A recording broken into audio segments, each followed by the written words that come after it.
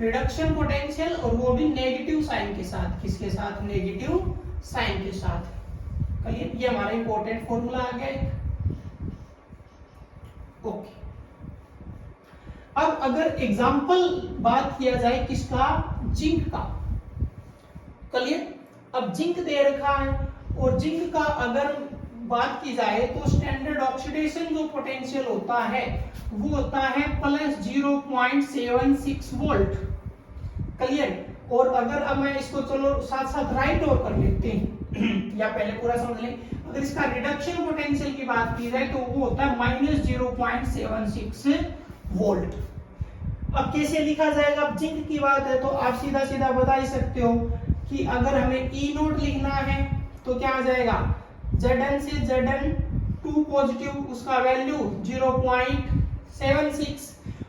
तो ये कौन सा लिख दिया? ऑक्सीडेशन। और मुझे अब रिडक्शन लिखना है तो Zn2 पॉजिटिव से Zn क्या हो जाएगा? माइनस 0.76 वोल्ट हो जाएगा। तो ये आ गया।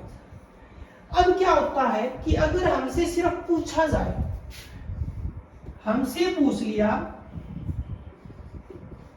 ना ऑक्सीडेशन बोला ना हमें रिडक्शन बोला, हमसे पूछ लिया कि electrode potential, standard electrode potential बताइए।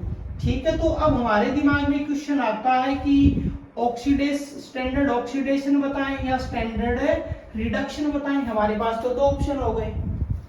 अगर हमसे पूछा गया तो हम कौन सा बताएं? तो हमेशा ध्यान रखना कि स्टैंडर्ड इलेक्ट्रोड पोटेंशियल जब भी पूछा जाता है तो वो हमें कौन सा बताना होता है? रिडक्शन वाला बताना होता है। कौन सा बताना होता है?